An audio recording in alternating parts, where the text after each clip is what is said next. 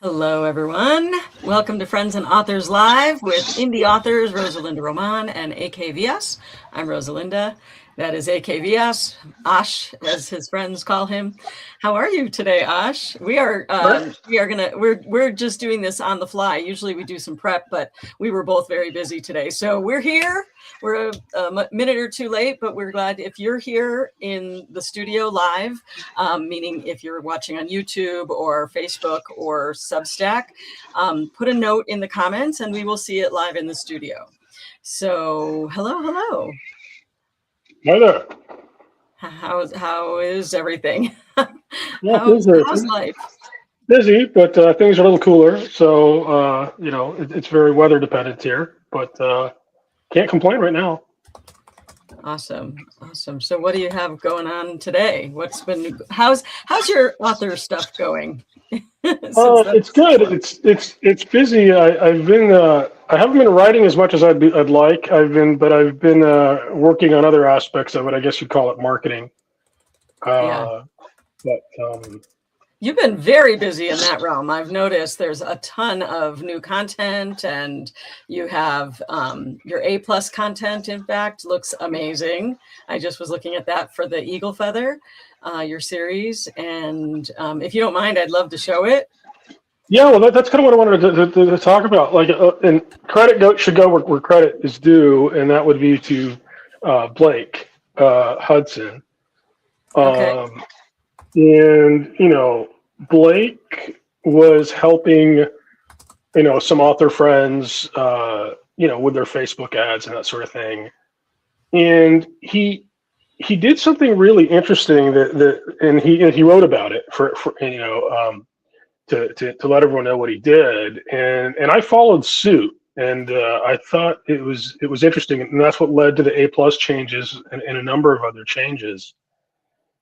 And it involves a bit of AI, so forgive me for that, Rosalind. But so I don't have a problem with you using AI. I just have a problem with me using AI. So, but his point was this: that Facebook ads are getting tougher and more competitive, and he's one of the few people having success with his method. And so when he's helping an author earlier in his or her journey. One of the things he does is says, well, let's look at your ads. Let's look at you. But first, let's take a step back, look at your product, right? Look at it from a business sense. Like, let's look at your covers. Let's look at what it is about your books and series that seem to resonate with your readers. And then let's also look at some of the technology changes and how books are being discovered these days. Relative to the past. So if you take all of those things into account, the search engines, the GEO search engines, and the Amazon algorithm, A10, whatever thing's called, they value A+ content, and they really value reviews in trying to figure out what your story's about and how to match that with the appropriate reader. So what Blake suggested, I thought was actually very clever, and I basically followed suit. Blake went on to Amazon for this author he was helping, and he scraped every 4- and 5-star review for the series that they were marketing. Right, and so show a shot of share without audio. I was just going to show them who Blake is that you're talking about. This is Blake Hudson. Yeah. He's got the 13 steps of Facebook ads, and he was on our show a few months back. And after that, you basically took his advice and have applied it to your own author work. Just for people who are new to our show, that is who you're talking about. Yes, he's a very savvy guy who runs Facebook ad campaigns at a very high level, for his family and friends. So basically, for example, if you have a series that's established, you might have you have thousands of reviews, and you have, a 4 and 5 star reviews. You probably have a meaningful, 200 or 300, something like that, where people actually took the time to leave a review, as opposed to a rating.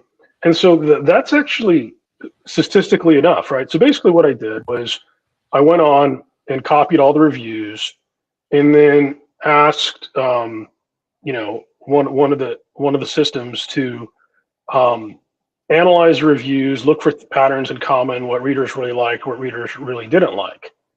And, there were a few interesting things there. But for the most part, it was, reasonably spot on. But taking those reviews, the next step was, okay, looking at the A+ content and using some of this feedback for like what moves people, what people really liked, what stirs emotion in people about your books, and just kind of show them, show on to the best that you can on your Amazon page, what your series are about, right? So there was a bit of an evolution. I'm showing you right now. This is Ash's Eagle Feather Saga, the book one, and this is what he's talking about is the stuff that you find below. So there's kind of the blurb and the stuff you see above the fold, if you will, and then as you scroll down, we talked about this on a past episode. It's basically real estate that if you don't claim it, Amazon will use it for advertising other people's stuff. So Ash taught us on a previous episode here on Friends and Authors Live that you claim that by putting your own content on there.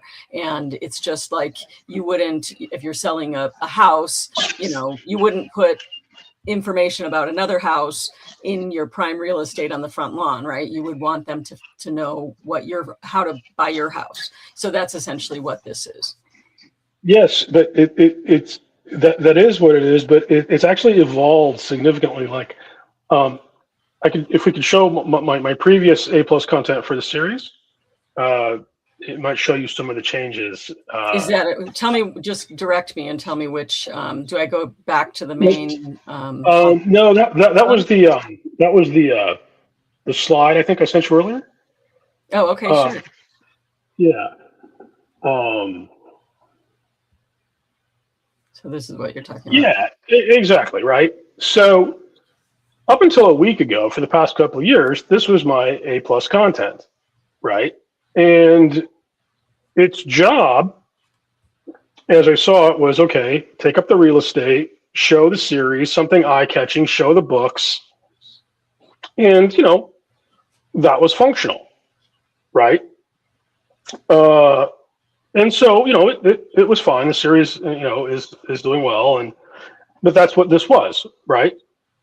What we're doing now, if you go back to the landing page, Sure. it's much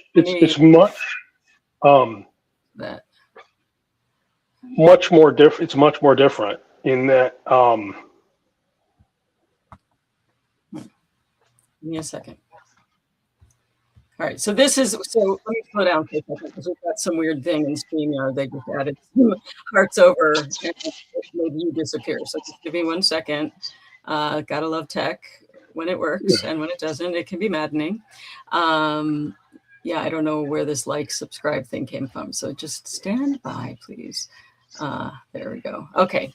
Now, what you're saying, sorry, just to kind of backpedal, this is what your A+ content looked like. I kind of gave away the lead or the story. Basically, this is what it looked like before you did all of this analysis and really doubled down on making it work for GEO and for your specific series, and not just in other words, this is more static. If that's it was functional, right? I mean, it took up real estate. It mentioned the series, it mentioned the books, and it had the kind of the tagline or the subtitle to the series. But sure. the new content is much more in depth and much more strategic, and I can take you through it and show you what it's designed to do. Now we're going back to that. Okay. So one screen back. And again, this is the top, and then you scroll down, and this is where you find the A+ content. Okay. Yeah. So if you go to the top panel of the A+ content, right? So the idea is what we talked about, in the past, is if you have a series, or, ideally what you want to do is you will kind of want to create a theme park, right? Like, you go to Disney, then you go to Epcot, and so you want, viewers who, it's hard to get a viewer, a reader, and if you get a reader who, goes through your series, you want to show them the whole world. Like, you're basically, what we're targeting and you're trying to do is kind of build a world, right? So if you look at the top panel, right? So it shows, and this is for the eagle feather, it shows the eagle feather, right? And then in the bottom left, there's something personal about me, and that I wrote the original book for my son, right? Right. And then there's a bit of a tease, about some of the elements that are in it. There's nature and that sort of thing. An author picture, right? So people have an idea. There's a picture of me in Amazon, but another picture there. And then as you scroll down, now each of these panels are the largest panel you're allowed to have for Amazon, and you're only allowed to have 5 of these. So this has taken up massive amounts of real estate, which I'm fine with because it's my real estate, because it's my landing page. Right. Okay. So if they want to sneak something in on me, they're going to have to work hard, because below this is my interviews and reviews. So the second page is just, but the first page kind of is showing a bit of who I am. Yeah, and it's nice because in one, like, you literally see so much of who you are, what the book's about, why, like, this backstory is in there, why you wrote it, and then teasers for what they're going to get if they read it, just in one quick view. So that's really well done. Yeah, and then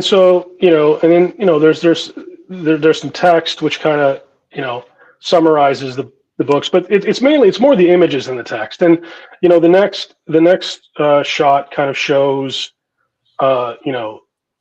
the base kind of environment that the book, this is a story about a small forest tribe, and then it gets interesting, because if you go further down to the next plate, this is where you're really pushing the series, because it's a series, and each book takes place, in different areas. You have the forest lands, you have what are like the Scottish Highlands, where you're interacting with a certain tribe, and then the kind of the mountain Arctic area where there's another tribe, and then the last 2 books deal with even different tribes, right? So it's kind of like you're building a world. I don't know if it's quite Tolkien or Lion, the Witch, and the Wardrobe, but each different book it's not a different world, but it's a different part of this landmass, and it's a different tribe, and so it's basically world building, right? You're showing that the series has all these different tribes, all these different stories, and it's all linked, but it's not just one book, right? Yeah, that's cool. That's really well done too. It really does make you go, I wonder what that's about. Yeah. And then, one of the things that came out of scraping the ads was, people really love the wolves. The wolves are a big part, and they're, in a way, like, all the tribes have their strengths and weaknesses, and, they're competing and sometimes, having confrontations, and the edge that the core, the protagonist tribe, the Arok, is, they have the eagle feather, who's brilliant, and they have domesticated wolves, and the wolves do all sorts of things for them. Yeah. Right. So there's the eagle feather has grown, and this is another thing that came out of the ads. The first book is actually kind of from the kids' perspective, right, in the series, but the other books really aren't. Right. So a lot of people, some people are, well, this is good, but it's a kid's book, it's a kid's series. I'm like, well, it's really not. The first book is from the kid's perspective, so you build all that up. Now, obviously, I can't tell people that. Right, some people get it, some people don't. But I just wanted to show, that, what are some of the core aspects, right? And so, you have the danger of nature, you have the technology of domesticating dogs, and the last shot is basically what the series is about, which is about family, right? Like you have a boy and his dad there, the eagle feather and his father. So, That's cool. if you think of that relative to the previous content, like hopefully I'm showing people, Yeah, the world. it's much more descriptive. It makes you feel like you're stepping inside the world that you've created, as opposed to the previous one. This one looks like, I mean, it was good for the time. You were one of the few people I knew that actually claimed that real estate, but it really, this is more like something you would see on a postcard or a little picture if you're setting up at a booth and you're trying to tell people about what your books are. But what you did on the new stuff is just really, it takes it to a whole new level, I have to admit. Well, that's the idea, because it's becoming more and more competitive, right? To get a decent return on Facebook ads, right? Yeah. So if you take the components that are, put yourself in the reader's shoes, okay, they get an ad, whether it's Facebook or Amazon, they click on the ad, they go to your landing page. What do they see? Well, they see your blurb. And if you have A+ content, they're going to scroll down to the A+ content, because this is between the blurb and the reviews. Like usually people are going to go look at the reviews. They're going to look at, positive reviews, a couple negative reviews, because people want the whole story. And so it takes you a while to get down there. And hopefully this is interesting stuff. And once you get past this, then you're into the author interview, where I give something personal about the book, that I was interviewed by a book club. Yeah. Right. And so you by the time you get all the way down to the reviews and other stuff, hopefully you've had a good amount of exposure to the story and the world I'm trying to show, and hopefully you like it. Right. I love that you're number 2 in prehistory ebooks. Amazing. And ancient historical fiction. These books, I don't know why people aren't reading them. They should, right? Anyone that's watching this that likes prehistory, you should read these books. They're really great. Yeah. So basically, yeah. So that's kind of been, a focus. I did it for this series. I did it for the Shannon Dumas series, and I customized that. I mean, that's more of a Western, so it's a different audience. Let's see if we can go there. That's this one. Yeah. So, that's just the series page, which is kind of, that's just the 3 books.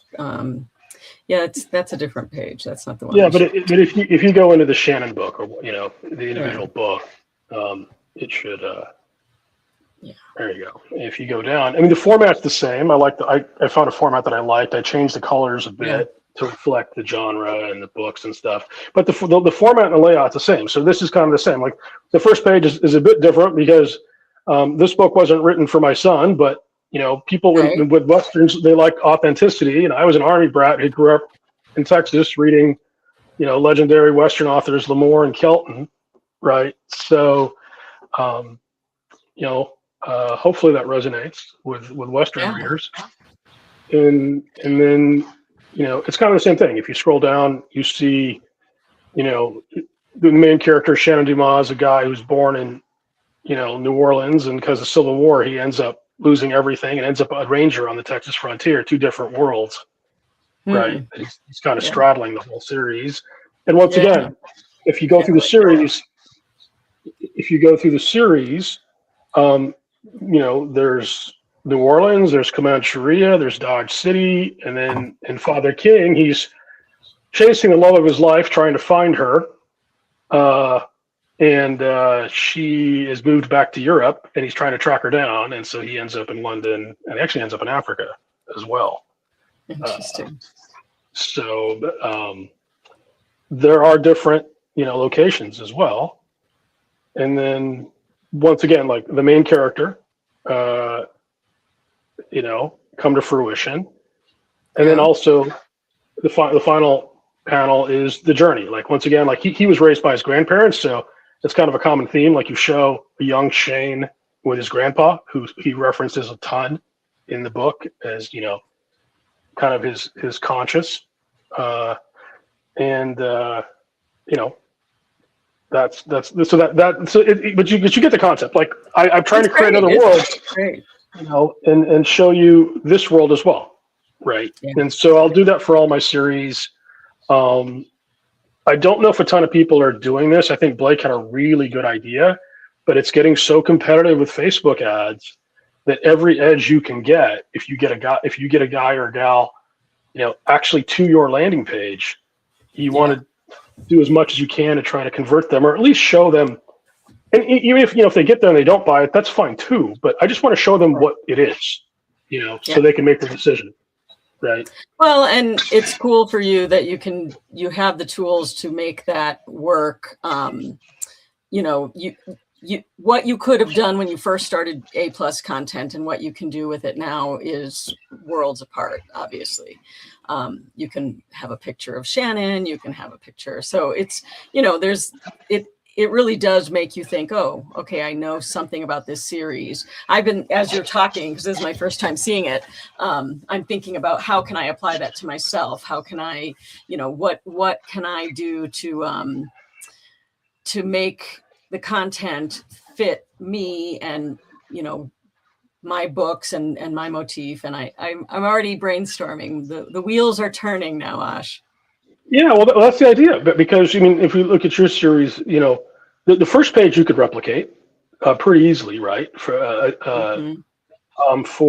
adjusted obviously for you and the specifics of you, and then for your first series, there's endearing things about Kat, and of course, across the the 5 books so far, there's different places, there's different experiences, there's different each place. stories. There's the swamp, there's Valdosta, there's the big city. Exactly, and that's kind of like touching on something that people, for the most part, they don't want an individual book. They want a series. Like like a lot of the comments that I get, people who haven't bought the series are like, "Oh, let me know when it's full." Or when it's complete, because I want, because the whole, George R.R. Martin with the Game of Thrones, where he's been promising the 6th book for, ever, and it isn't there. Like people are frustrated with that. So, like you have a vibrant series with different locations and stuff, and then the last thing you can maybe show is kind of what I did, is kind of the evolution of the character, like where Kat came from, what her roots were, where she is now, and where she ends up. Like, so you don't need to have as many books and reviews. It helps if you have the reviews, because it kind of gives you an idea. But even if you don't have the reviews, kind of presenting the world that you're building in that manner. I love it. We have Nathan's here in the house, and he said, I really like that when he was looking at your content. That was really, he's impressed by that. And also he says the wolves remind him of Nala, because one of my characters is based on my German Shepherd. And he said that in this shot, let's show it again, because it's such a beautiful shot of this. Let me share that. Hang on. It's so beautiful. I just want to kind of keep showing it. Share screen, and going back to the eagle feather. This is Shannon. We'll go back to where we were, and he was referring to this shot of what's the white dog's name? I forget. Not dog, wolf. Cloud. Yeah, Cloud. This one. And what's this one's name? Goose. Goose. Wow. Cloud and Goose. Yeah. They're great. So that's one thing. The other thing I wanted to give a quick update on is the draft to digital and the Ingram Spark. The draft to digital for libraries. If you have ebooks out, there's really no excuse I can think of not to sign up for Draft to Digital and get your books out into the libraries. It doesn't cost you anything except just uploading them. Yeah. And there's How's that been going? It's going well. It's going well, and partially it's because, I mean, hopefully they're decent books, but partially it's because some of the trad publishers are being really obnoxious, and it gives indies an opportunity. I love an opportunity. So, obviously, like if you sell your ebook for $5 or $6, if you sell it to a library, multiple people can use it for a long time, and you're only getting paid on it once. So you can raise your prices. In fact, they expect you to, right? So instead of offering the ebook for $5, people I know are offering them for $25 or $50 to the library, right? And that seems like a lot, except that they can use that book for years, right? People check it out. I mean, there are different ways to pay you. Some people will pay you like $1 per time, but usually it's they buy it once and they own it. Now, the reason it's interesting is the trads are doing this too, but the trads are, in my opinion, being a bit, not everybody, but being a bit cagey about it, in that they're giving them books that self-delete after 10 reads or something, like some arbitrary number like that. So if you pay if you're a library and you buy, the Eagle Feather for $50, you have it forever. If you buy, depending on the trad, a trad book for the same price, after 10 people have checked it out, it deletes itself, and you have to buy another one, right? So that's what the trad publishers have been doing, and so by not doing that, I don't make a blanket statement that they're all doing that, but some of them have been doing that, yeah. So, which if you're a small library with a small budget, like that's really, and even just the management of that is difficult, I would think. Yeah. So, that's been doing well. The Ingram Spark, that's the other thing that, if you have paperbacks, I mean, this is all on the assumption. I'm in KU. It makes, a ton of my income comes from KU. So, I'm certainly not wide with my ebooks, but with paperbacks, you can be wide, right? Which is where Ingram Spark comes in. So, and once again, it doesn't cost anything. You just have to upload the books. And I and one thing that people had said was, well, like, you can really get shafted on returns, which you can, if they decide to return a bunch of books. You can actually just set no returns, which people say doesn't work. I can testify it absolutely does. Like, maybe I'd be selling more books if I allowed them to return it to me, but I'm trying to avoid the scenario that happened to an author friend where Amazon actually bought the books from Ingram because they were cheaper, couldn't sell them, and then return them to the author for a big loss. Right. Yeah. And it's so, I mean, especially when you're first getting started as an indie author, you're really just kind of skirting the line, right? You're not making enough to afford, like, all of a sudden that hit to come back and all these returns. So I don't disagree with that. Whenever I'm in like a coaching container, for example, I'm thinking of one of my favorite coaches, Serena Hicks, and she has a no refunds policy, period. And she's like, you can't get the coaching. In this case, it would be reading the book and then be like, yeah, I want my money back. Like, no, that's not, and she's upfront about it. And so I don't disagree with that. I think that I don't think I don't think it's necessarily Ingram, being draconian so much as, I think their model is set up for trad publishers, right? So if you return 200 books to a trad publisher, but the problem is they want the books at such a discount that you actually lose more money on a return than you make on a sale. Right. So, and we're not talking about the same margins as a trad publisher would have. So it really isn't the same thing. It's a different business model completely. It is a different business model, yeah. So, but that's one thing, I would say that, the A+ content, takes a bit of work. It helps if you have, something like Claude, and Canva and Higgsfield or Midjourney to draw the images, but putting your books in libraries with Draft to Digital, or putting your paperback books, if you're in Kindle Unlimited, onto Ingram Spark costs you nothing other than like the hour it takes to upload them, and they make money. Right. So, Which I've noticed. I think that's the thing that I'm really learning from you these last few months. You really spent the time to do those little things that kind of, we have this to-do list of things that need to be done, and you hunkered down and you got all of that done. You made the paperbacks because when we started this show, you didn't even have paperbacks, if I remember correctly. yeah, and once again, like I'm on here and I try to share and show stuff that I've done and more stuff that's working and not working, but it seems like maybe the focus is more on stuff that's working. Hey, this was one of my biggest mistakes. When I was starting, the advice I took was it wasn't bad advice, but in hindsight, I wouldn't have taken it. And it was basically like, get your ebooks out, but most people don't make that much money in paperbacks, so you can wait. If your ebooks are making money, then put paperbacks out a year or two down the road. But for me, that turned into 4 years, and it just so happens that my genre is like historical fiction and especially westerns, which are more seasoned readers, I guess is a way to put it. My paperback sales are the same as my ebook sales, right? So I'm kicking myself because I passed. I should have done this much earlier. So I make mistakes, live and learn. But yeah, but I would encourage people to learn from my mistake.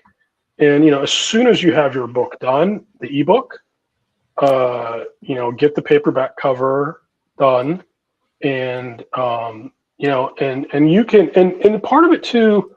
I guess I should share how I did it. Part of it was just the hassle of converting it from the ebook format to the paperback format. But what I do is I don't do it myself because I think my time's better used elsewhere. But I use Steve Higgs' author service, right, where he has a number of really highly qualified assistants who do nothing but this. Nice. They charge an hourly rate that's reasonable, and yeah, so basically this lovely. How does someone find out about that? Because if that's a service that, is that for friends, or does he actually have that as? It's actually a service available to anybody. I think Craig Martell had a post about it a couple months back in SLA, and you just have to contact them, and they offer they offer almost a full spectrum. They'll convert your ebooks to print. They'll do translations. They can help with audiobooks. I mean, pretty much the whole spectrum, because Steve does everything, right? He's doing this at such a high level, and so Steve, being Steve, he's like, well, maybe I'll provide a service at a reasonable cost to other authors to get this stuff done. And so that's been a huge help to me. I mean, I was trying to find the link, but I'm only finding his books. In case you don't know Steve, you should know Steve because he's an exceptional human. But let me see if I can share. I think it's like Higgs Author Services or something. I can send you the actual link. Yeah, this is his website. We can add it to the show notes, but that's Steve Higgs there. He's a prolific author is an understatement. But yeah, we'll add it to the show notes, the link, in case somebody wants to inquire about Steve's author services. I don't have the link in front of us. But yeah, I'm not even showing the screen. Hang on. I thought I was in the wrong view. Stand by. Here's Steve. Can you see that? No. No. I see why. Okay, there we go. That's Steve. I'm sorry. This whole time I thought I was showing you guys Steve. This is Steve. That's better. And so we'll put a little link in the show notes, but he basically shares his wisdom. And if he has a service with assistants who can help, I would definitely recommend that. Sounds like it's been working really well for you. Yeah. I mean, what I can do myself, I do myself, but then it's a question of time, right? Is my time better spent, balancing work, family, and writing, actually writing, as opposed to doing this stuff. Like some of the stuff I did myself, like the A+ stuff. Yeah. Well, actually, Steve showed me a lot on how to use Higgsfield, right? So that kind of enabled me how to have the knowledge to how to do this stuff. But because honestly, that's kind of the whole indie author journey, is figuring out what part is your part, what is the thing that you need to spend your time on. And the number one thing, if you're an author, is the writing of the books. Same thing for like when you're in any kind of broadcasting or live streaming. I can do the on-air stuff, but the editing, even though I'm really great at it, doesn't mean I should spend my time doing that, right? And the same thing with your indie author journey. You do the part that only you can do. I mean, okay, yes, AI can write books, but I don't think AI can write books like you can write books. And so try to spend the time doing the things that you're best at, and then, getting a VA or getting assistance to help you. I don't make my covers. I would spend weeks working on covers if I did that. So I hire someone, actually the same person who does Steve's, to do my covers for that very reason, because even though I could do it, I'm really good with graphic design. Even if I spent the time, I would just spend hours and hours and hours, and that's time I should be writing. So yeah, it's good advice. Yeah, it's a different path for everybody, but yeah. So and that's one thing, like they can help you do this kind of stuff, and they've been very professional and helpful to me. That's awesome. So yeah, now that I've got I a lot of just to kind of finish with that thought about the making the paperbacks, I actually do the formatting myself in Kindle Create, so that I can change it from, I change it from the ebook to the paperback. When I first started, I had someone else do that for me, but then I realized it was like the communication for me to the person doing it, and they are on a Mac and I'm on a PC, and it ended up being there was some weird stuff that didn't work for me. So hiring someone doesn't always work, and I finally realized, what, I can spend the time and get it done faster. So that's one of those cases where I did get help, and then I decided I took it back because it was just faster for me to do it. So in other words, you can do it yourself. Ash has someone who's helping him do that, which is awesome, because you wouldn't be able to spend all that time doing all the A+ content and all the video ads and all the things that you are doing, that you're getting quite good at, apparently. Yeah, well, it's once again, it's a question of what you want to spend your time with. I mean, like like Steve has over 150 books, and with all the authors, like the young lady who helped me is converted probably 500 books, from ebook to paperback. So she knows, she's got it down cold, right? And I would probably have spent, I could have done it, but it would probably taken me, for all my books, a month, and a month that I could have been writing, right? So, exactly. That's awesome. Good advice. Well, keep up the great work, and we're learning a ton from you. Now my wheels are turning. I'm like, okay, I saw his awesome A+ content, and now it's time to upgrade mine too. Yeah. But you get the concepts, right? Like the panels, and I can show you like what the biggest panels are. Like you just use the 5 biggest panels. Like I would have put 6 panels up if Amazon gave me more space. I maximized the space they allowed. Yeah. So some people just have a little bit, but the people that I've been talking to, like, they're like, take as much space as you can, because it's yours. It's great advice. Yeah, and it kind of is handy for me because it's a 5-book series. So as soon as you showed me where it showed the 5 different locations, I'm like, that's 1 book each. Yeah, exactly. And so you're basically inviting people into your world, right? And yes, showing them what you have. And showing them what they are going to get when they read your books. Hopefully, yes. Awesome. Okay. Thank you for sharing all that with us, Ash. I'm really excited to go check it out again and figure out how it applies to me. And I hope whoever's watching, if you're an author, especially an indie author, I highly recommend you go back through some of our shows that Ash shares how to do it. So we go through how to create the A+ content, and I'll link that in the show so you can watch that episode, and then go put your A+ content up there. Don't give away that real estate to a company that doesn't even, they're just going to put somebody else, some other author in there. And you don't want that. You need to claim your real estate. So that's our advice. Have a great week, and we'll see you again next week, everyone. Bye. Everyone.